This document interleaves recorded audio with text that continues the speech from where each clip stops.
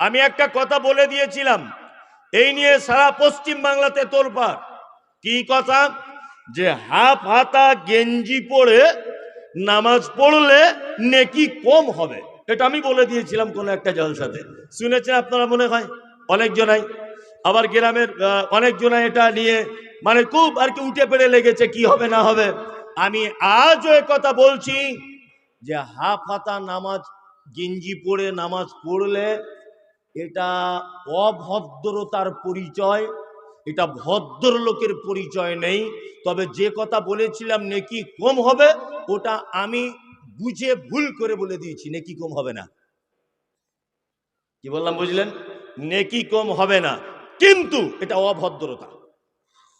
আপনি যখন অফিসে যান, আদালতে যান, পঞ্চায়েতে যান, কুটুম বাড়ি যান, তখন আপনার পোশাক থাকে খুব ভদ্র। আর আপনি আল্লাহর ঘরে যখন ঢোকেন তখন মনে হচ্ছে লালগোলা থেকে ভিখারি এসছে ভিক করতে। এরকম লোক আছে না? গায়ের গন্ধ, জামা কাপড় কাচা নেই, মাথায় টুপি নেই, চাষি মানুষ চাষ করতে করতে ওর হাঁটুতে কাদা লেগে আছে, মসজিদে এসে দাঁড়িয়ে গেল। পৃথিবীর শ্রেষ্ঠ জায়গা কোন জায়গা? মসজিদ। তাহলে শ্রেষ্ঠ জায়গার কাছে আমি যখন দাঁড়াবো তখন শ্রেষ্ঠ পোশাক পরে দাঁড়ানো উচিত কি উচিত নয়? উচিত। বগল কাটা গেঞ্জি পরে মসজিদে দাঁড়িয়ে যাচ্ছে, এটা অভদ্রতা।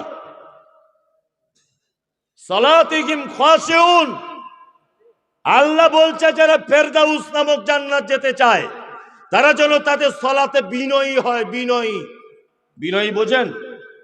ভদ্রতা বোঝেন? অবশ্যই বোঝেন। আপনাকে আমি আর একটু বুঝিয়ে দিই।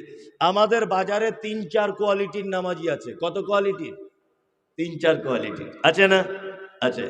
কিছু লোক আছে দেখবেন জোহরে যায়, আসরে যায়, মগরিবে দোকান খোলে, এসার সময় দোকান বন্ধ করে, ফজরে ঘুম ভাঙে না। এরকম লোক আছে না? মুর্শিদাবাদে আছে? আছে। আর একটা লোক আছে যারা শুধু জুম্মার দিনে দিনে যায়। আবার জুম্মার দিনে শুধু যায় না, গিয়ে ঝামেলাও বাঁধায়, তাই না? আর একটা লোক আছে শুধু 2 ঈদে যায়, ঈদুল ফিতর, ঈদুল আজহা।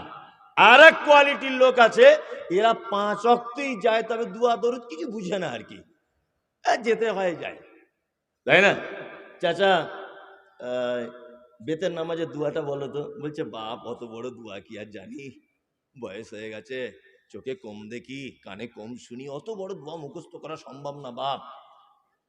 যে লোকটা বলছে চোখে কম দেখি কানে কম শুনি, ওকে 2 টাকা কম দিয়ে দেখুন, ও ঠিক বুঝতে পেরে যাবে। পরের জমি ফাঁকি দিতে হয় কি করে সব পলিসি জানা আছে, তাই না? বাপকে ডাক্তারখানায় নিয়ে যাওয়ার নাম করে কি করে টিপসই দিয়ে জমি লিখে নিতে হয় এ জ্ঞান ওর আছে। বর্ষার দিনে কাছা বেঁধে লুঙ্গি একদম কোমর পর্যন্ত তুলে পরের জমির আলি কেটে ধনুকের মতো করে দিতে হবে বেঁকিয়ে, এ বুদ্ধি ওর আছে। ও শুধু দুয়া জানে না। কি বললাম বুঝলেন না?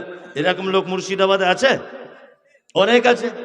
হ্যাঁ, আমি বলছি দুয়া জানে না, জানে না এটা একটা ঠিকই আছে।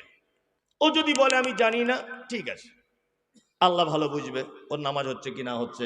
কিন্তু ও দেখছি বেতের নামাজে হাত তুলে সেজদায় গিয়ে চাচা তো দোয়া বলো তো, বলছে বাপ জানি না সেজদার দোয়া। কিন্তু ও দেখছি সেজদায় গিয়ে তুই দোয়া জানিস না তা বলিস কি? এটা প্রশ্ন জাগে কি জাগে না? তার মানে ও দুনিয়ার লোককে চিটারি করে ধোকা দিয়ে ওর সুখ মিটলো না, ও আল্লাহর সাথে মসজিদে গিয়েও চিটারি করছে। কি বললাম বুঝলেন না? আরে জাতি কখনো পরিবর্তন হয়? পাশে শায়েখ বসেছিলেন, উনি বলছিলেন যে জলসা হয়েই যাচ্ছে মৌলানা, কোনো পরিবর্তন নেই। কি করে পরিবর্তন হবে? প্রত্যেক জলসাতে বাদামওয়ালার কাছে খোঁজ নিন 3.5 কুইন্টাল বিক্রি, জিলাপিওয়ালার কাছে খোঁজ নিন 5 কুইন্টাল বিক্রি, আর ওখানে বইয়ের দোকান আছে একটা বসে আছে, ও ঠান্ডা ঠকঠক ঠকঠক ঠকঠক করে কাঁপছে, 1 টাকা ওর বিক্রি নাই। হ্যাঁ, যে জলসাতে 1 লাখ টাকার জিলাপি বাদাম বিক্রি হয় আর 2000 টাকার বইয়ের দোকানের বই বিক্রি হয় না, এ জাতি কোশ্চিন কালেও কল্যাণ পায়? পায় বলুন? পায় না। 10 টাকার একটা দুয়ার বই কিনে পড়ে দুয়াগুলো মুখস্থ করা যায় না? এই 2 নম্বরই কে কবে চলবে? কতদিন? কতদিন চলবে 2 নম্বরই করে? প্রত্যেক জায়গায় গিয়ে আপনি ঠোঁট নাড়ছেন অথচ একটাও দুয়া জানেন না, এরকম নামাজি আছে না নেই? আছে। যারা নামাজ পড়ছেন খুব হুঁশিয়ারির সঙ্গে থাকুন। অন্ততপক্ষে সলাতের ভিতরে যে দোয়াগুলো লাগে সেই দোয়াগুলো আমরা মুখস্থ করে নেব ইনশাআল্লাহ। ইনশাআল্লাহ। অনেকজন আছেন সলাতিহিম খাশিউন, নামাজের যত্ন তো দূরের কথা, নামাজের ভিতরে খুশু তো দূরের কথা, নামাজের ভিতরে বিনয়ী তো দূরের কথা, নামাজ পড়ি না। অনেক লোক আছে না নেই? আর আমাদের মৌলভী সাহেবরা সস্তায় একটা ভালো রাস্তা বার করে দিয়েছে। কি বলুন তো সস্তায় রাস্তা বার করেছে? যে লোকটা নামাজ পড়ে না ওই এসে বলছে 50,000 মসজিদের জন্য, আর মৌলভী সাহেব এমন করে দোয়া করছে মনে হচ্ছে জান্নাতের জায়গা নাই, ওকে মানে ঠেলে ঢোকাচ্ছে আর কি না। কেউ 2,000 দিচ্ছে, দোয়া কম, মাঝখানে ছেড়ে দিয়ে পালিয়ে আসছে। কেউ 50,000 দিচ্ছে, দরজা খুলে ঢুকিয়ে বলছে তুই বস, আমি আবার অন্যজনের দোয়া শুরু করি। চলছে কি চলছে না?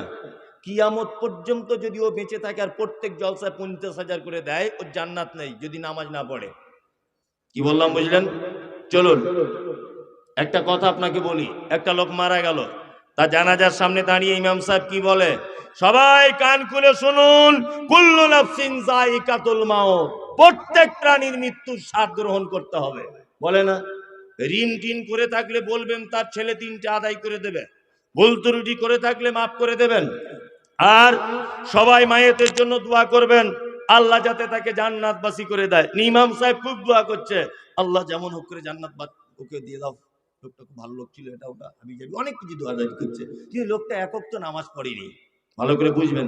আচ্ছা বলুন, জানা যায় 4,000 লোক যদি একসঙ্গে দোয়া করে ওকে জান্নাত পাঠানো যাবে কি যাবে না?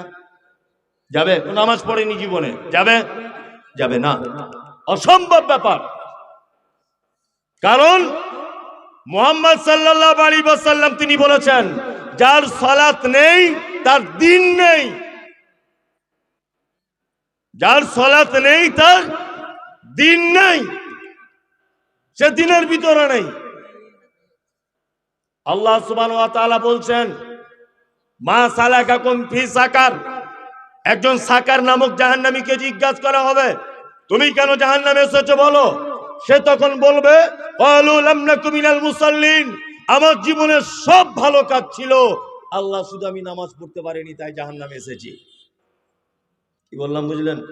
কি হবে মসজিদ করে? এত টাকার বিশাল মসজিদ করছেন তো, বিশাল মসজিদ হচ্ছে, আমি দেখেছি। ফজরে নামাজি হয় 3-4 কাতার হয় ফজরে, হয় না। টাকা আছে দান করে দিচ্ছে, ও ভেবেছে আমার টাকায় মসজিদ হচ্ছে মানে জান্নাত চলে যাবে। আরে গোলাম হোসেন, অত সহজ না, অত সহজ নয়। মসজিদে যান, সালাত আদায় করুন, তারপরে আপনার জন্য জান্নাত, তার আগে জান্নাত নেই। আল্লাহ সুবহানাহু ওয়া তাআলা তারপরের আয়াতে আবার কথা বলছেন, যদি ফেরদাউসে যদি তোমরা যেতে চাও তাহলে প্রথম নম্বরে সালাতকে হেফাজত করো।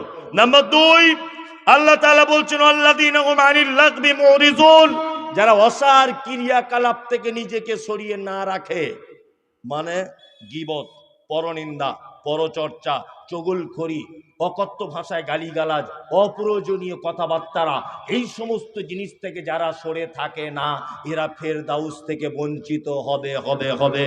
যারা সরে থাকে এরা যাবে ফেরদাউসে। গীবত, পরনিন্দা, এটা ওটা আপনাদের এখানে হচ্ছে। চায়ের দোকানে একজন বসে আছে, তার একজন মোটরসাইকেল চালিয়ে যাচ্ছে, তো একজন ওকে জিজ্ঞাসা করে বলছে, ভাই দেখ হঠাৎ মোটরসাইকেল কি করে কিনলো? তার একজন তখন বলছে, মোটরসাইকেল কিনবে না, কলকাতায় কাজে গিয়েছিল, টাকা ঝেড়ে নিয়ে চলে এসছে। ও ঝেড়ে নিয়ে এসছে তোমার বাপ দেখতে গিয়েছিল?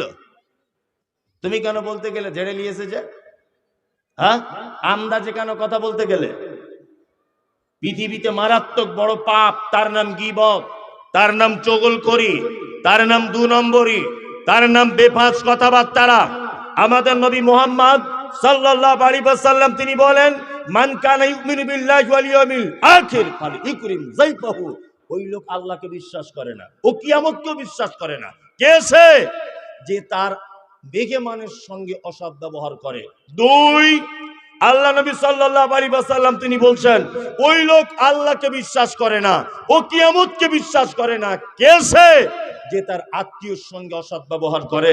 নাম্বার 3 ওই লোক আল্লাহকে বিশ্বাস করে না, ও কিয়ামতকেও বিশ্বাস করে না। যার জবান আছে ফালিয়াকুল খাইরান আও লাম ইয়াসমুত, যার জবান আছে ভালো কথা বলে না, ভালো কথা বললে বলো না তো বসে চুপ থাকে না, এ লোক আল্লাহকেও বিশ্বাস করে না, এ লোক কিয়ামতকেও বিশ্বাস করে না। ওই জন্য বলে দিয়েছি আপনাকে এর আগেও, জবান আছে মিষ্টি কথা বলুন, তাছাড়া চুপচাপ মেরে বসে থাকুন।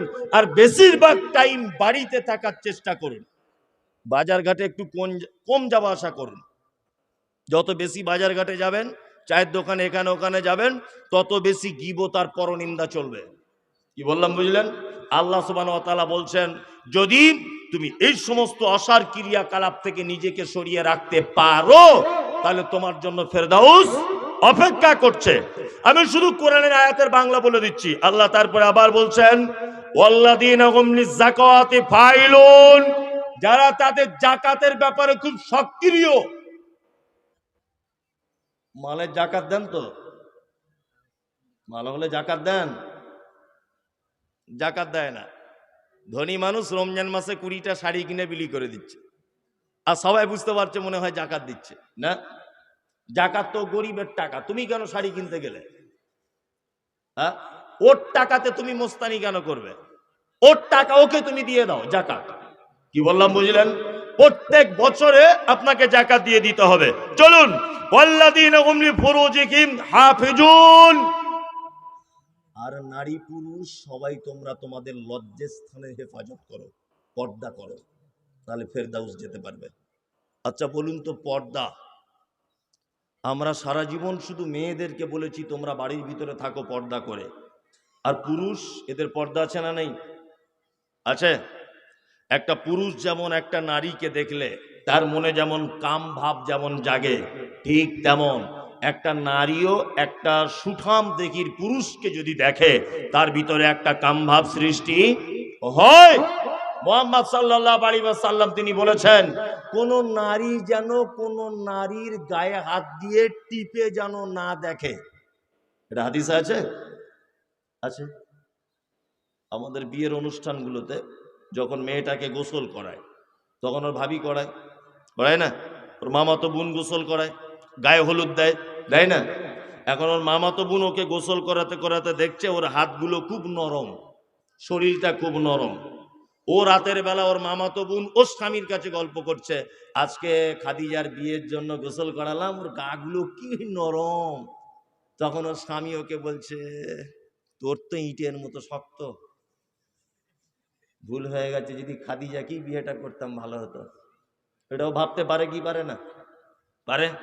ওই জন্য কোনো নারী যেন আর একটা নারীর গায়ে হাত দিয়ে টিপে যেন না দেখে।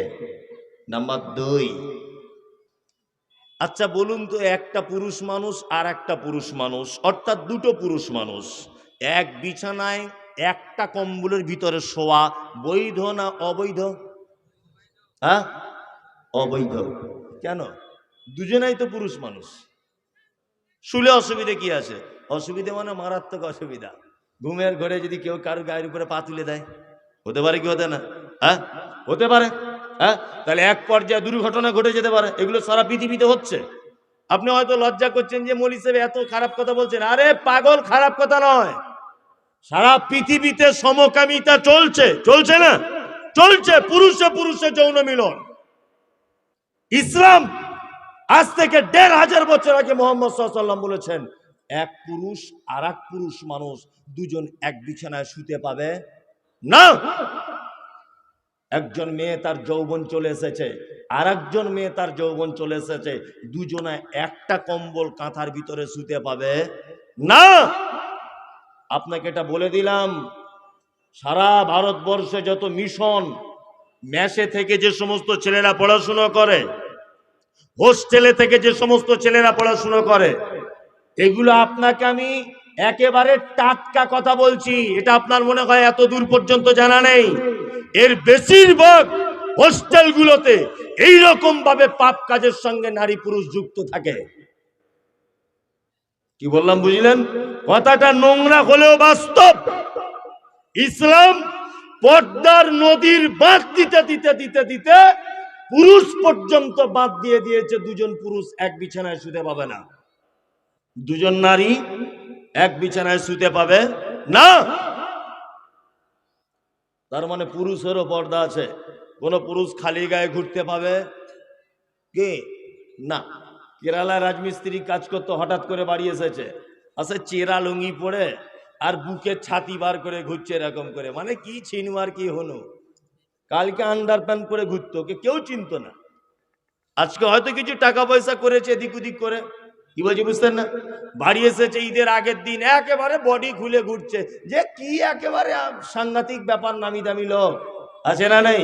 এটা হারাম, চলবে না।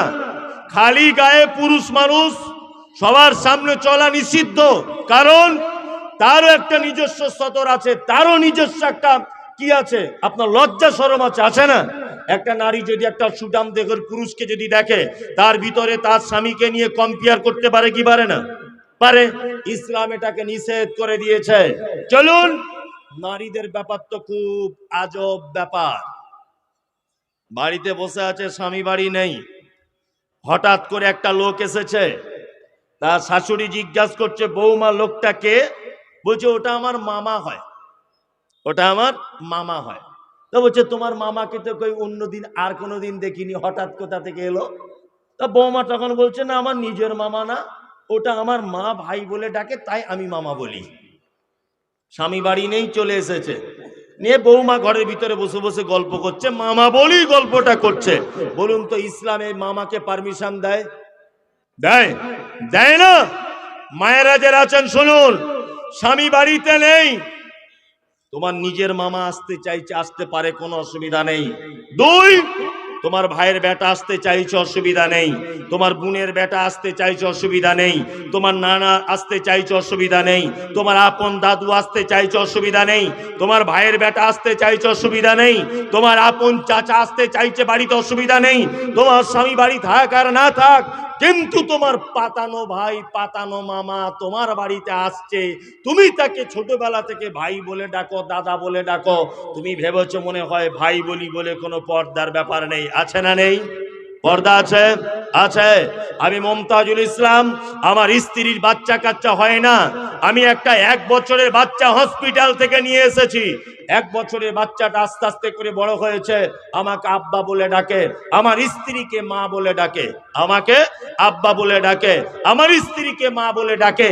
বাচ্চাটা আস্তে আস্তে করে বড় হলো, যৌবনে পদার্পণ করেছে। আচ্ছা বলুন তো, আমার স্ত্রীর সঙ্গে এখন ওই ছেলেটা, যে ছেলেটাকে আমি লালন পালন করছি ছোট থেকে, আমাকে আব্বা বলে ডাকে, আমার স্ত্রীকে মা বলে ডাকে, আমার স্ত্রীর সামনে ওই ছেলেটার পর্দা আছে না নেই? আছে, শারীরিক পর্দা আছে।